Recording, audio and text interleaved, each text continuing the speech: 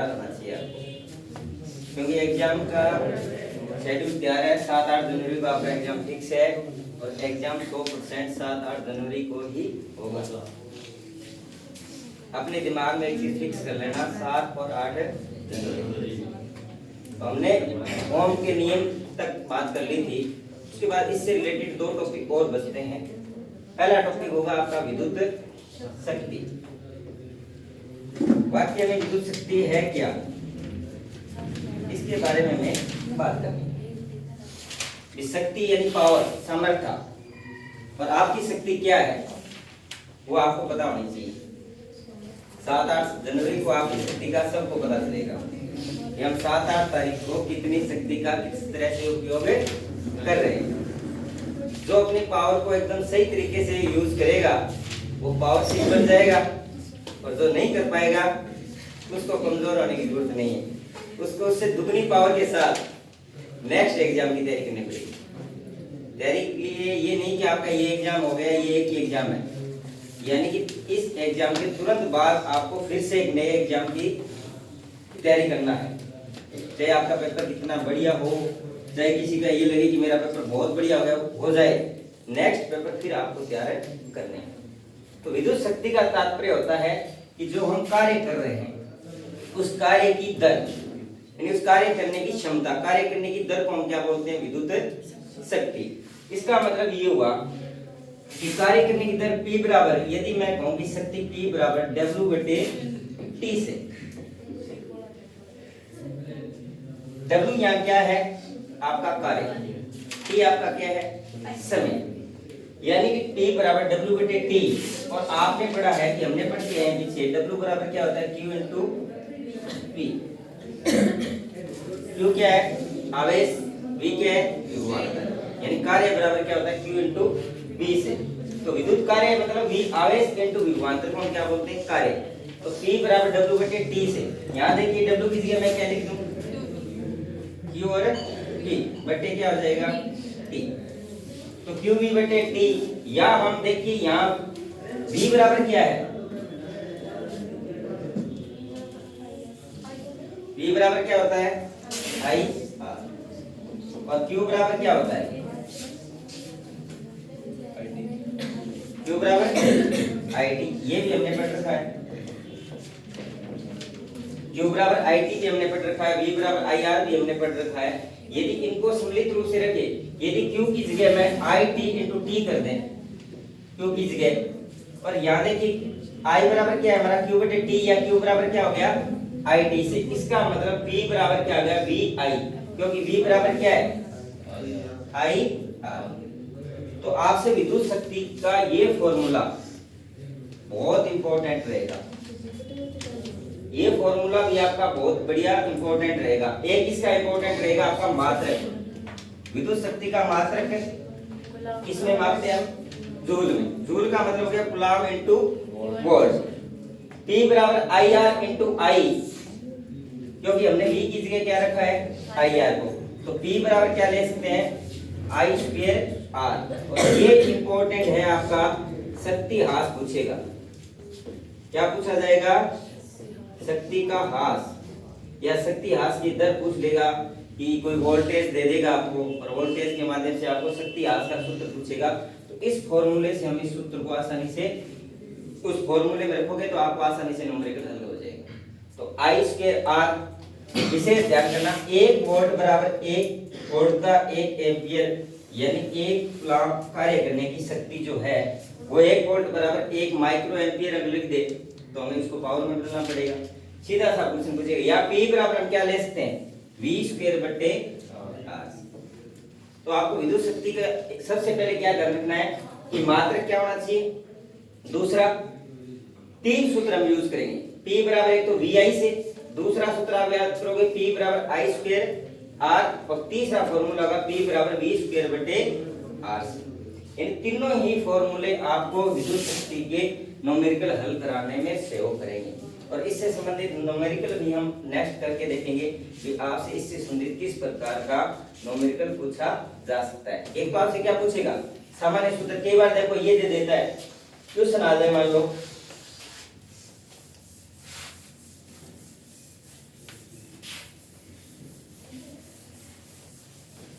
आप क्वेश्चन ये देगा विद्युत शक्ति के लिए सत्य है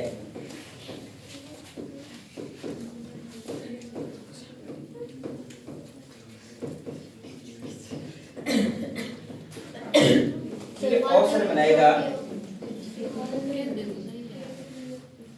कलर चेंज करें और भी छोटा है इसमें। चलो P बराबर VI, सेकेंड ऑप्शन दे देगा आपको, थर्ड ऑप्शन दे देगा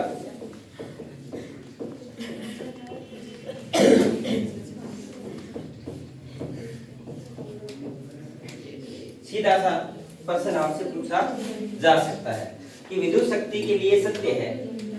तो यहाँ आपको पता होना चाहिए P बराबर VI, हमने ये सूत्र याद कर रखा है, तो हमारा ऑप्शन कई बार बच्चे पहला ही ऑप्शन करते हैं P बराबर VI, जबकि P बराबर I स्क्वायर R ये भी क्या है, सही है, और P बराबर V स्क्वायर बटे R ये भी क्या है, बिल्कुल सही है। तो हमारा ऑप्शन क्या आएगा, ये सभी सही। सीधा सा प्रश्न ऐसे पूछ लेगा आपसे, या असत्य कथन है और यहाँ ऑप्शन दे देगा इनमें से कोई नहीं, फिर आप कौन सा ऑप्शन करोगे? यदि इसी प्रश्न में लिख दे विद्युत शक्ति के लिए असत्य कथन है, यदि असत्य कथन पूछा जाए, यहाँ 4 नंबर ऑप्शन दे देगा इनमें से कोई नहीं, तो हमारा ऑप्शन क्या हो जाएगा, इनमें से कोई नहीं। बस इतना सा प्रश्न आपको विद्युत शक्ति में पूछेगा। क्लियर? चले नेक्स्ट देखो मात्रक। मात्रक हम कैसे निकालते हैं, इसकी विमा कैसे निकाली जाती है। देखिए मात्रक P बराबर हमने क्या पढ़ा है, W बटे T। चलिए दिखाई दे रहा है, सर जूम करो इसमें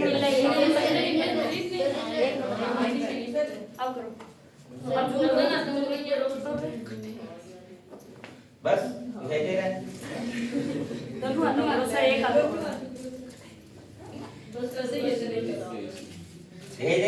तो P बराबर हमने क्या लिखा, W बटे T से,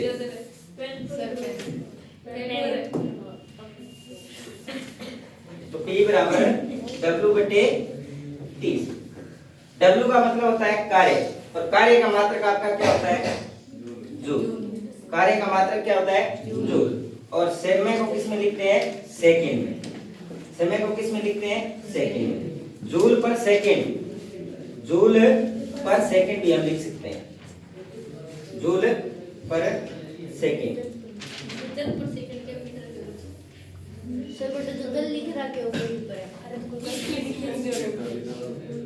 जूल पर सेकंड, तो जूल पर सेकंड का मतलब आपका क्या होता है, वोल्ट। जूल पर सेकंड को किस में मापते हैं हमें, वोल्ट में। तो विद्युत शक्ति का आपसे मात्रक पूछेगा, तो विद्युत शक्ति का मात्रक आपका क्या हो जाएगा, वाट। या क्या पूछ सकता है, विद्युत शक्ति का मात्रक है जूल पर सेकंड भी पूछा जा सकता है। क्या पूछा जा सकता है कि विद्युत शक्ति का मात्रक होगा, या तो आपसे क्या पूछेगा, वोल्ट, या फिर आपसे क्या पूछेगा, जूल पर सेकंड। अब आपकी आती है विमा, जूल पर सेकंड। देखिए जूल का मात्रक को लिखते हैं, जूल को लिखते हैं किलोग्राम मीटर स्क्वायर पर सेकंड स्क्वायर।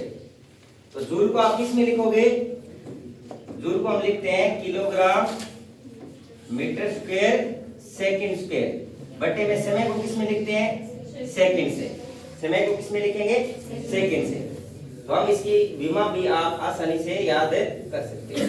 एक तो आप फॉर्मूले में लिखते हो, तो इसका मतलब हुआ वोल्ट है, पावर है। P का जो विमा बनेगी वो कैसे बनेगी, केजी मीटर स्क्वायर सेकंड की पावर मीटर सेकंड प्रति सेकंड स्क्वायर।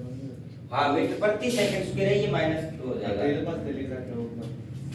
ये हो गया किलोग्राम मीटर स्क्वायर पर सेकंड स्क्वायर। तो यहाँ इसका मात्रक किलोग्राम मीटर स्क्वायर और सेकंड को एक ऊपर और लेके जाएंगे, 2 और 1 कितनी होगी, 3। तो यहाँ जब आप विमा ज्ञात करते हो तो आपके 3 ऑप्शन होते हैं, M, L और T। तो इसको किलोग्राम 1 दे रखा है, तो हम इसको 1 लिख सकते हैं। L आपका मीटर में कितना है, 2, और समय आपका कितना है, -D। आपको ऑप्शन में ये भी मिल जाएगा। ये नहीं मिलेगा तो आपको सीधा क्या लिखेगा, MLT माइनस, ये याद कर लेना बस, अगर आपसे विद्युत शक्ति की विमा पूछेगा तो m/L2 T तो इसके अलावा आपको दो चीज और पूछ ली जाती है, वही चीज है ओम का नियम से हमने पढ़ा था, श्रेणी क्रम में तुल्य शक्ति पूछ ले, यानी कि आपको तीन अलग अलग शक्तियां दे दे कि P1 इतनी है, P2 इतनी है, P3 इतना है। मान लीजिए P1 50 volt, 60 volt, 70 volt, 3 volt आपसे अलग अलग देके पूछा जाए, तो आप उनको क्या करोगे, यदि श्रेणी क्रम में पूछा जा रहा है तो वो इस नियम है, यानी तीनों को आप प्लस करोगे, P1 प्लस में P2 प्लस में P3 डैश डैश Pn, यानी कितनी विधि अलग तक दी जा सकती है। दूसरी चीज, यदि इसको समांतर क्रम में पूछे तो आप उसका क्या करोगे, 1/P1 प्लस में 1/P2 और प्लस में 1/Pn तक हम इसको लेके जाएंगे। चलिए, तो दूसरी चीज आपसे ये सीधा सा प्रश्न पूछा जा सकता है कि तुल्य शक्ति बताओ या कुल शक्ति बताओ। कुल शक्ति बचेगा, मान लीजिए आपसे ये कह दे, ये हटा दूं एक बार, मान लो आपसे कहे कि P1 का मान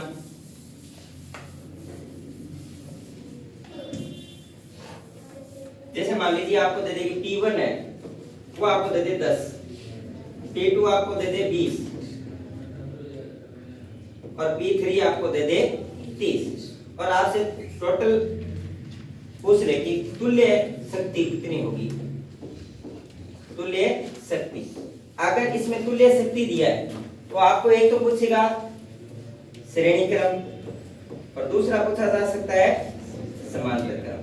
तो श्रेणी क्रम में करोगे तो तुल्य शक्ति कितनी आ जाएगी, 60। अगर यदि इसी को समांतर क्रम में करेंगे तो 1/10 1/30 कॉमन कितना आ जाएगा, एलसीएम 60 आ गई, इसका मतलब 6 3 और 2 11/7 या 60/, ये आपकी कुल शक्ति आपसे पूछी जा सकती है। एक बहुत इंपॉर्टेंट चीज ये रहती है कि आपसे शक्ति के लिए हमारे हम जो एमीटर यूज करते हैं या जो विद्युत खर्च करते हैं उसको सीधा सा पूछता है कि एक यूनिट को हम किस में मापते हैं, यूनिट को हम किस में मापते हैं, किलोवाट प्रति घंटा, किलोवाट प्रति घंटे में हम किसको मापते हैं, विद्युत शक्ति को। इसका एक सामान्य सूत्र ये बहुत बार पूछा जा चुका है, या तो आपको कह दे हमें पता है कि 1000 वाट किलोवाट में कितना होता है 1000 वाट और प्रति घंटा दे रखा है, सेकंड में देखिए बदल के देखो एक घंटे में कितने सेकंड होते हैं 600। आप यदि इसको जब निकालोगे तो 3.6 × 10⁶ वाट इंटू सेकंड, और वाट इंटू सेकंड को हम क्या बोलते हैं, जूल। तो वाट इंटू सेकंड में भी पूछा जा सकता है और जूल में देखिए भी इसका मान पूछा जा सकता है। तो ये मान बहुत बार पूछा जा चुका है, इसको अच्छे से याद कर लेना।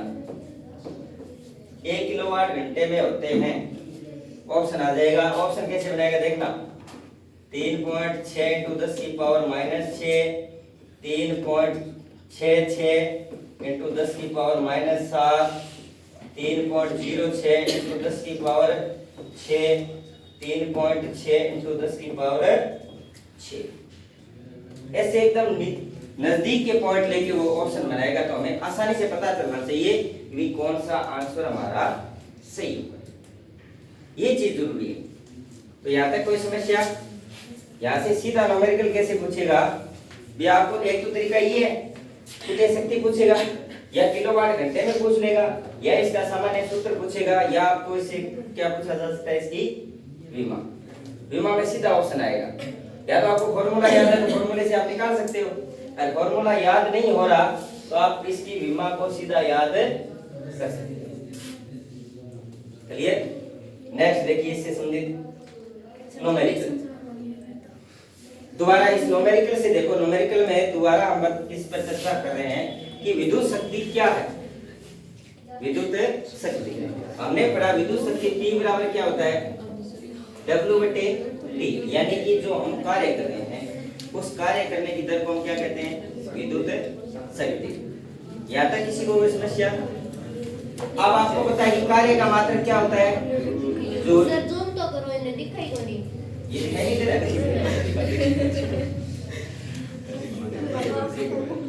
अब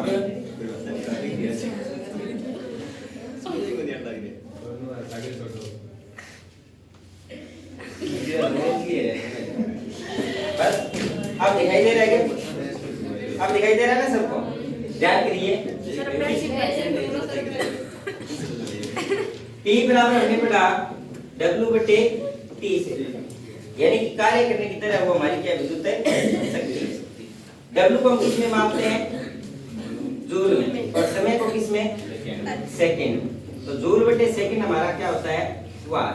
तो आपको विद्युत शक्ति का मात्रक पूछे तो मात्रक क्या हो जाएगा? वाट में। मात्रक क्या हो जाएगा? वाट में।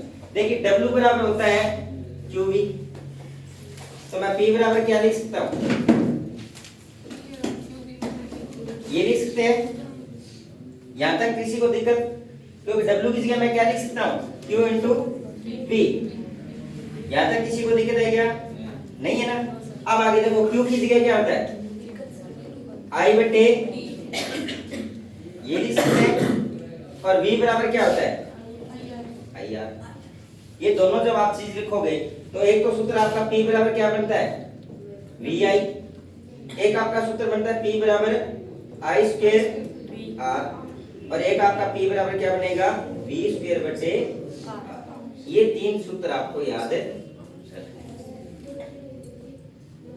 अब ऐसे सूत्र फॉर्मूले में कैसे काम में आएंगे? यहाँ देखिए एक न्यूमेरिकल दे रखा है आपको, न्यूमेरिकल को पढ़ो और आप खुद करके एक बार चेक करके देखो कितना उत्तर आ रहा है। कार्य करने की दर आपकी क्या है? विद्युत है। बताओ, ये कह रहा है यदि कोई बल्ब 220 वाट दलितर से संधारित्र है, यदि बल्ब से 0.50 एम्पीयर विद्युत धारा प्रवाहित होती है तो बल्ब की शक्ति क्या होगी? बल्ब की शक्ति क्या होगी? देखिए आपको क्या दे रखा है? विद्युत बल्ब एक जनरेटर से जुड़ा हुआ है 220 वाट, यानी कि हमें V दे रखा है कितना, और धारा I कितनी दे रखी है? I हमें दे रखी है 0.50, और आपसे पूछा क्या जा रहा है? पूछा क्या जा रहा है? विद्युत की शक्ति, यानी P पूछा जा रहा है। तो P बराबर क्या है? VI। ओम के नियम से हमने निकाल लिया। P बराबर क्या है? VI। ये सूत्र याद रह जाएगा। तो अब इस सूत्र में रखना है आपको, तो बताओ, निकाल के देखो आप। P बराबर V की जगह कितना रख दो? 220 वोल्ट इनटू आपका क्या है? 0.050 एम्पीयर। निकाल के देखो कितना आ रहा है आंसर। तो P बराबर विद्युत शक्ति कितनी आ जाएगी आपकी? 110 वॉट। ऐसा एक छोटा सा न्यूमेरिकल आपसे सीधा सा प्रश्न पूछा जा सकता है कि कोई एक विद्युत बल्ब है, शक्ति किसमें आ जाएगी? वाट में। तो टोटल कितना हो गया? आंसर आपका क्या हो जाएगा? ये मिस प्रिंट है, थोड़ा सा इसको सही कर लेना। 110 वोल्ट। तो आपका आंसर क्या आएगा? 110 वोल्ट। और कई बार यूनिट निकालने वाला सूत्र दिया जाता है, तो यूनिट तो निकाल लोगे। जैसे मान लो आपको कहे कि एक बल्ब है, एक बल्ब है 100 वाट का, ठीक है, प्रतिदिन 6 घंटे कार्य करता है, तो एक दिन का विद्युत खर्च कितना होगा? यदि आपको विशेष ये यूनिट वाला सूत्र इससे भी आपसे न्यूमेरिकल दिया जाता है, तो आपसे प्रश्न कैसे देगा? जैसे मान लो एक बल्ब 100 वाट का है, एक 100 वाट का बल्ब है, वो प्रतिदिन 6 घंटे कार्य करता है, तो एक दिन का विद्युत खर्च वो आप एक दिन का पूछ रहा है, यूनिट में पूछ रहा है, कितनी यूनिट आएगी? आप एक दिन की यूनिट बताओ कितना आएगा? एक दिन में कुल कितने यूनिट होंगे? कितना आंसर आ रहा है? फटाफट करो, कितना आंसर आ जाएगा? कितना आ रहा है भाई?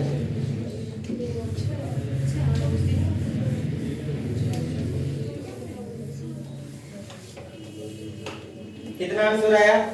सीधा फॉर्मूले में रखो। फॉर्मूला क्या है? वाट इंटू दिन इंटू बट्टे 1000। वाट आपको कितना दे रखा है? 100 वाट। दिन कितने दे रखे हैं? 1। घंटे कितने हैं? 6 बट्टे देखो 2 से यानी 6 बट्टे कितना आएगा? तो पॉइंट है 6 किलोवाट पर आवर। तो पॉइंट 6 यानी 0.6 1 यूनिट भी खर्च नहीं करेगा। यदि हम 100 वाट के बल्ब को 6 घंटे रोजाना यूज लेते हैं तो एक दिन में कितना खर्च है? 0.6। अगर इसी जगह आपसे वो ये कह दे एक दिन की जगह वो आपको 20 दिन दे दे तो फिर कितनी यूनिट हो जाती? 1 किलोवाट घंटे, या फिर हम क्या कर सकते हैं? 0.6 यूनिट। 12 किलोवाट। फिर 12 किलोवाट घंटे या फिर 12 यूनिट वर्क।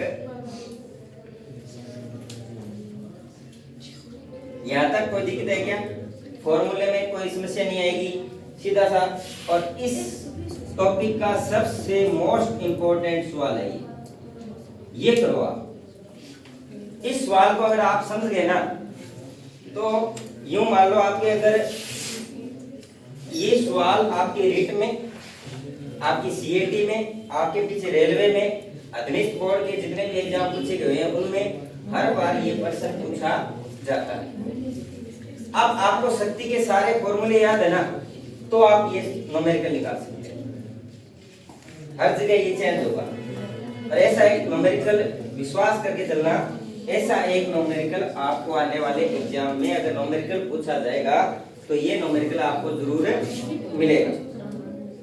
चलिए चलो निकाल के देखो, निकाल सकते हो क्या? पहले तो आप सवाल की तरफ देखो।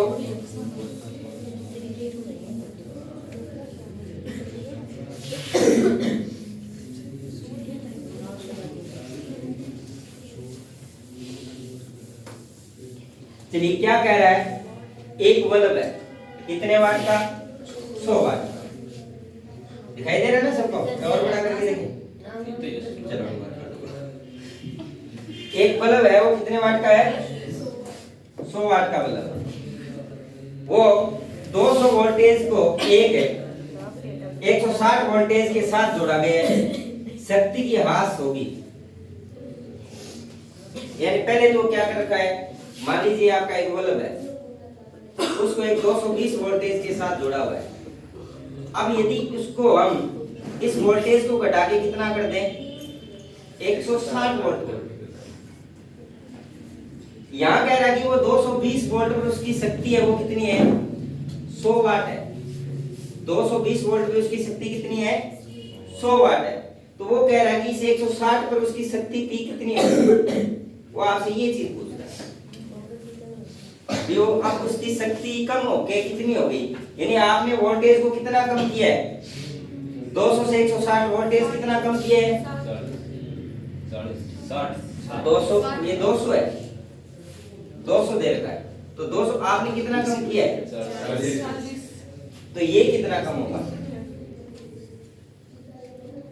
सवाल समझ में आया? सवाल को दोबारा देखो कि एक बल्ब 100 वाट का एक बल्ब है, उसको पहले उसने 200 वोल्ट के साथ जोड़ रखा है।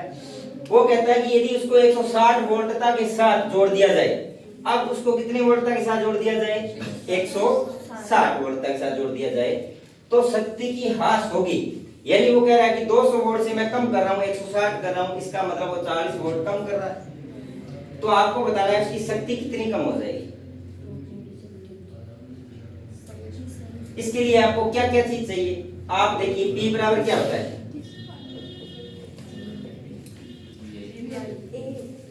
क्लियर है? P बराबर भी यही तो पता है। अब ध्यान कीजिए, हम यहां से निकाल सकते हैं धारा। क्या निकाल सकते हैं? धारा। P हमें कितनी दे रखी है? V कितना दे रखा है? और I हम क्या कर सकते हैं? ज्ञात कर सकते हैं। तो I बराबर क्या हो जाएगा? ये कैंसिल हो जाएगा, तो धारा कितनी हो गई? 0.5 एम्पियर। क्लियर? और शक्ति ह्रास का सूत्र हमने क्या पढ़ा है?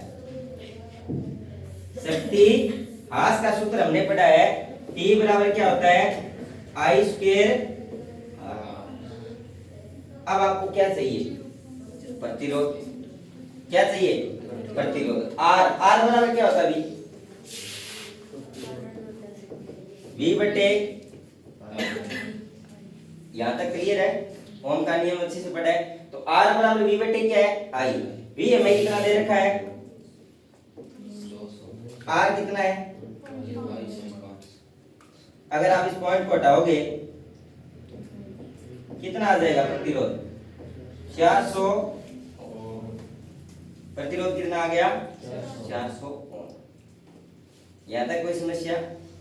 सारी समस्या ये सर। दोबारा एक बार बता देंगे, एक बार समझो इसको। कितना ओम आ गया हमारे पास प्रतिरोध है? 400 ओम। अब ध्यान कीजिएगा, हमें V कितना दे रखा है? कितने पे पूछ रहा है वो? 160 पे। तो धारा I बराबर क्या होता है? V बटे R से। धारा I बराबर क्या होता है? V बटे R। तो I बराबर V कितना दे रखा है वो पूछ रहा है हमें? 160 पे पूछ रहा है। और प्रतिरोध तो वही रहेगा। प्रतिरोध कितना है? प्रतिरोध कितना है? 400। जब आप इसको निकालोगे तो 2/5। धारा कितनी है आपकी? 2/5 एम्पियर। धारा कितनी आ गई? 2/5 एम्पियर। अब शक्ति ह्रास का सूत्र P बराबर क्या दे रखा है?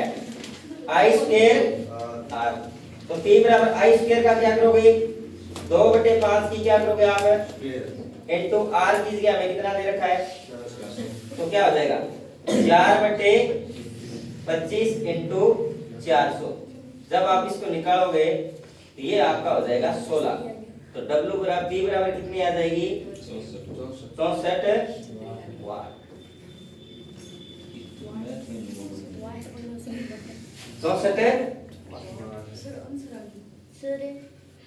आंसर आएगा 64। एक बार ध्यान करना, आपको इतनी लंबी प्रोसेस करवा के दिखाई। इतना लंबा प्रोसेस है ही नहीं इसमें। घबरा, इतना छोटा सा लंबा प्रोसेस करते ही आप घबरा रहे हो। ये न्यूमेरिकल सीधा सा पूछा जाता है। आपको क्या करना है? आपको तीनों सूत्र याद है। सबसे पहले इसने क्या दिया कि P बराबर VI। हमें पता है P बराबर क्या होता है? VI। I हमें जब निकालना है तो हम इसको सूत्र में रख लो। P का मान उसने दे रखा है कितना? 100। V हमें दे रखा है कितना? I हमें निकालना है। तो I हमारे पास I बराबर क्या हो गया? V बटे ये लिख दिया। कितना आई? धारा कितनी आई? 0.5 है। फिर दूसरी चीज हमें निकालना है प्रतिरोध, क्योंकि हमारे पास सूत्र I आ गया। हमें क्या चाहिए? R चाहिए। R बराबर V बटे I।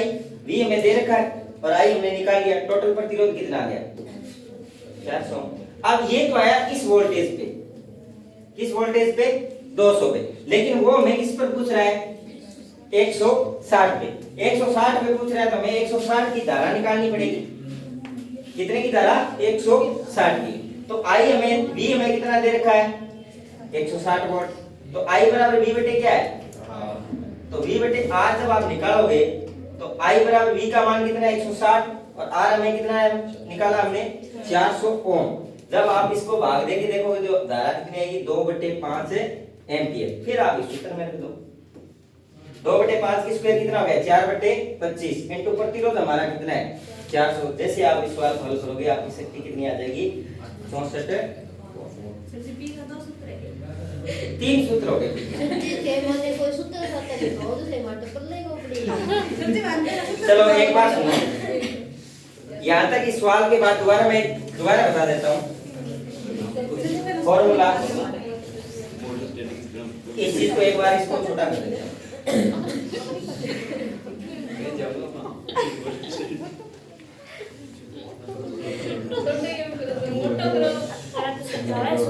अब मैं आपको प्रमुख सूत्र शक्ति के जो सूत्र हम यूज करें, हमने पढ़ा टॉपिक P बराबर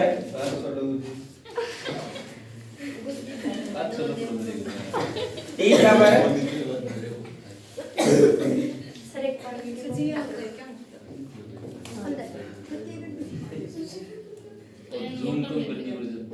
सर हम मोटो पेन ले लिए तो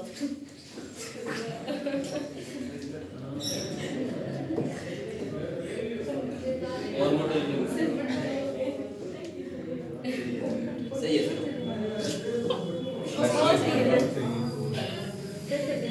आपको 3 सूत्र याद रखने हैं शक्ति के। शक्ति के कितने सूत्र याद रखने हैं? 3। पहला सूत्र है E बराबर आपको क्या याद रखना है? VI। ठीक है। दूसरा आपको फॉर्मूला याद रखना है P बराबर I² R। और तीसरा फॉर्मूला आपको याद रखना है P बराबर V² बटे R। ठीक है। ये तीनों फॉर्मूले आपको याद रखना। न्यूमेरिकल नहीं पूछेगा, फॉर्मूले याद होने चाहिए। तीनों फॉर्मूले पूछे जा सकते हैं। अब आपके यहाँ से जो प्रश्न पूछेगा, आपके लेवल के जो प्रश्न है ध्यान करना। एक तो आपको शक्ति का मात्रक पूछेगा, शक्ति का मात्रक। P का मात्रक क्या है? वाट। अगर वाट नहीं पूछेगा तो आपको क्या पूछेगा? जूल पर सेकंड। ठीक है। ऑप्शन में आपके जैसे ऐसे लिखा मिल सकता है, जूल इंटू सेकंड, जूल बटे या ऑब्लिक सेकंड दे सकता है, या आपको ऑप्शन दे सकता है पर जूल पर सेकंड, ऑप्शन 4 दे देगा पर जूल पर सेकंड स्क्वायर, ऐसे ऑप्शन। ठीक है ना। वे 4 ऑप्शन बनाने, 4 ऑप्शन कैसे भी बना के दिए जा सकते हैं। तो हमें तो पता है कि जूल पर सेकंड क्या होता है? वाट होता है। तो आपका आंसर क्या आएगा? जूल है। एक चीज आपसे पूछेगा मात्रक। अगर मैंने कहा इसकी विमा पूछ ले तो विमा आपको से याद ही रखना है, याद कर लेना।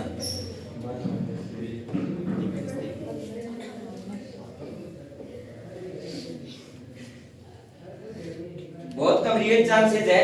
और एक चीज बता दूं, जो अभी आपको मैंने न्यूमेरिकल करवाया है ना, ये न्यूमेरिकल न्यूमेरिकल आने वाले एग्जाम में जो पीछे एग्जाम हो चुके हैं उन्हीं में ये रिपीट हो रहा है। तो अगर ये का ये सवाल आए तो आप इसका ऑप्शन अच्छे से तो याद हो, कम से कम निकालना पाए तो ऑप्शन तो कम से कम आपको याद हो।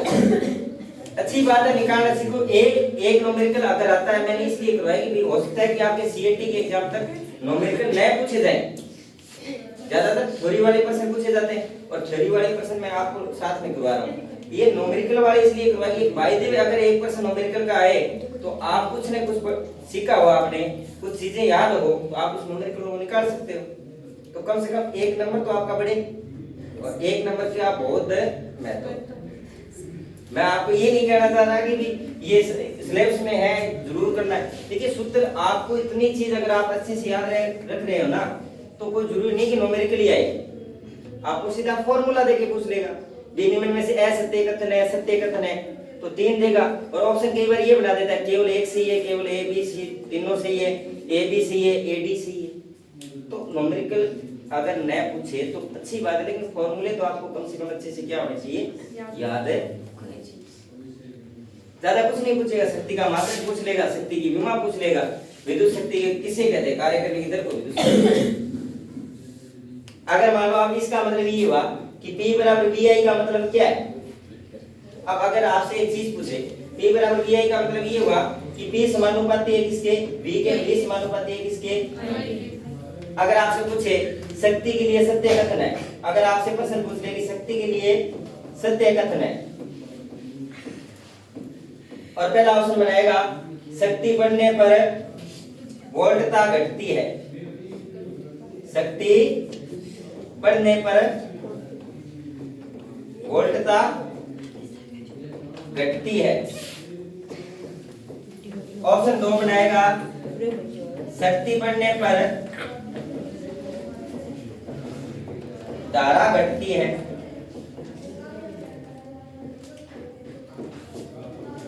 ऑप्शन 3 बना देगा शक्ति के बढ़ने पर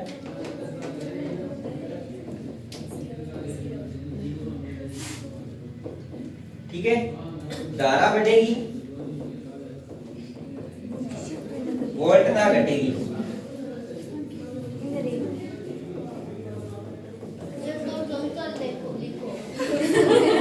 ठीक है। और 4 नंबर ऑप्शन में यहाँ लिख रहा हूं, ठीक है, शक्ति बढ़ने पर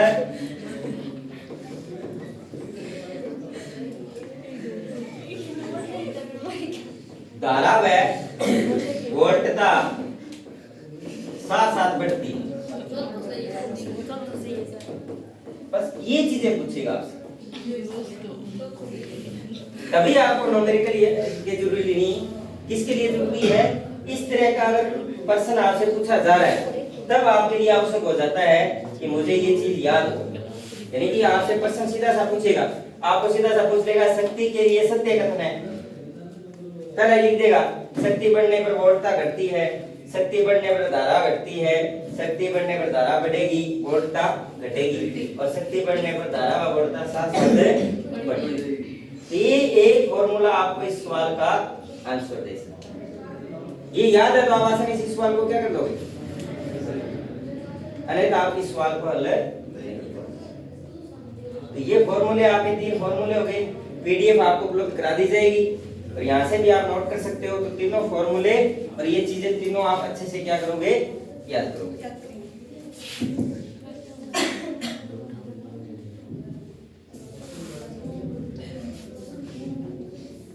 हटा देंगे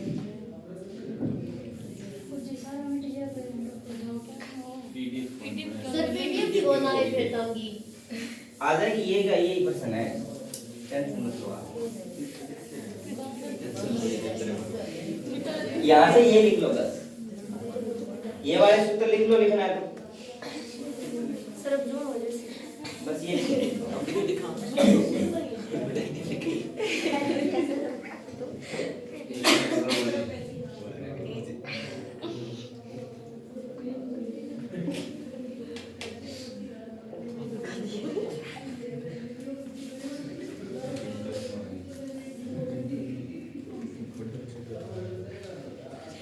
एक आपका नेक्स्ट टॉपिक ये पूछा, इसमें से प्रश्न क्या पूछेगा,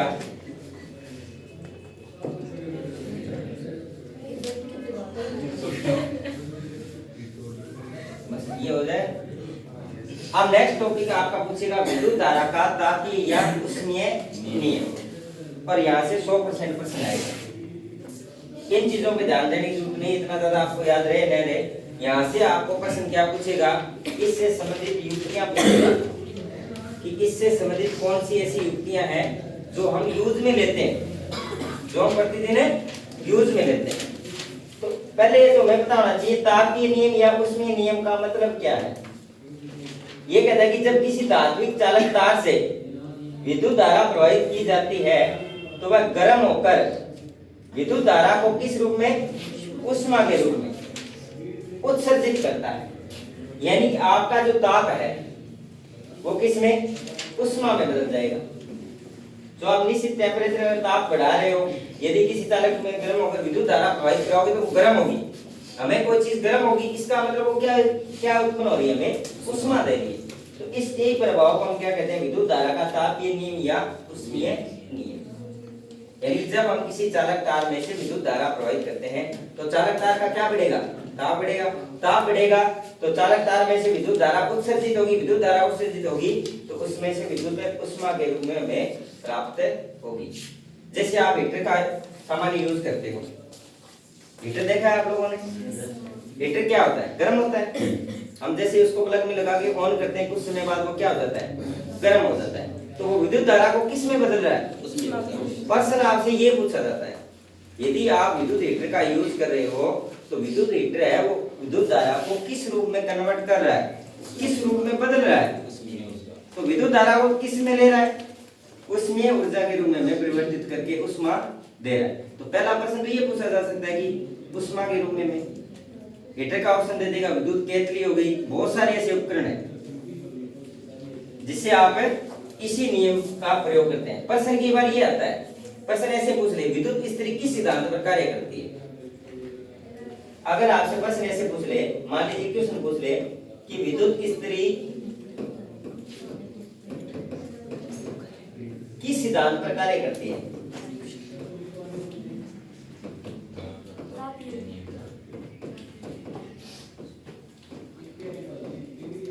तो आपको इन दोनों में से एक नाम मिलेगा, विद्युत धारा का ऊष्मीय नियम या विद्युत धारा का तापीय नियम। यानी कि विद्युत इस्त्री क्या होता है, प्रेस।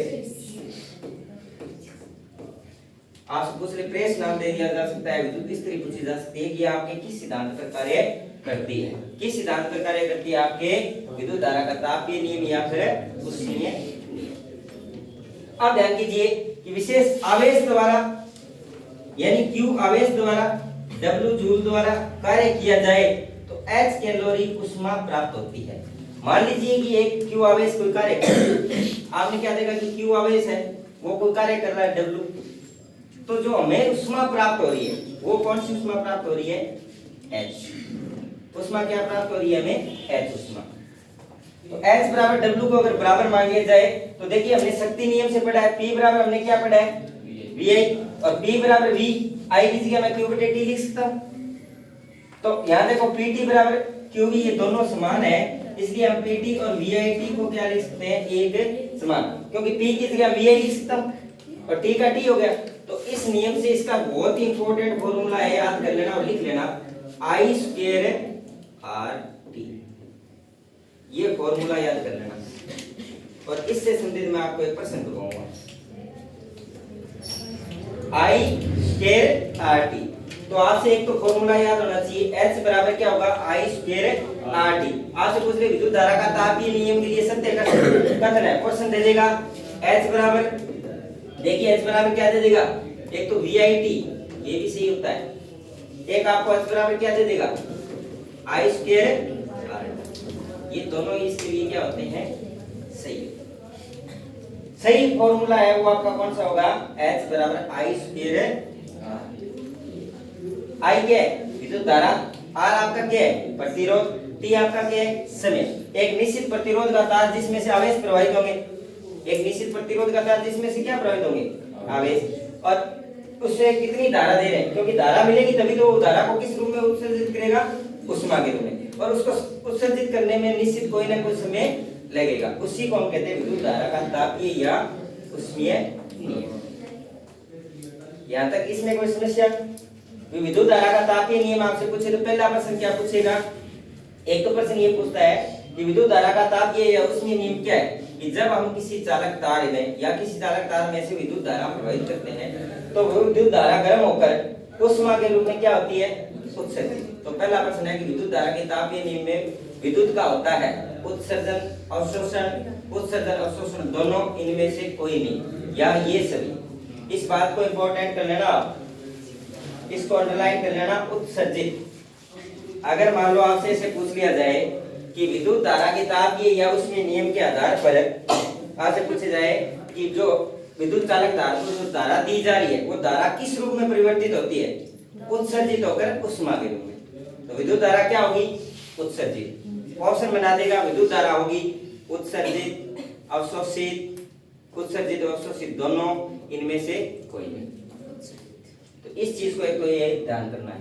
एक दूसरा प्रश्न इसमें से कैसे पूछेगा, इससे संबंधित प्रमुख युक्तियां, हम कल बात करेंगे उन पर कौन कौन सी युक्तियां हैं, तो इससे संबंधित प्रमुख युक्तियां है ना, वही प्रश्न ज्यादा पूछा गया आज तक। और एक प्रश्न मैं अभी आपको इस फॉर्मूले पे करवा रहा हूं, उस फॉर्मूले पर प्रश्न कैसे पूछा जा सकता है। यहां तक क्लियर।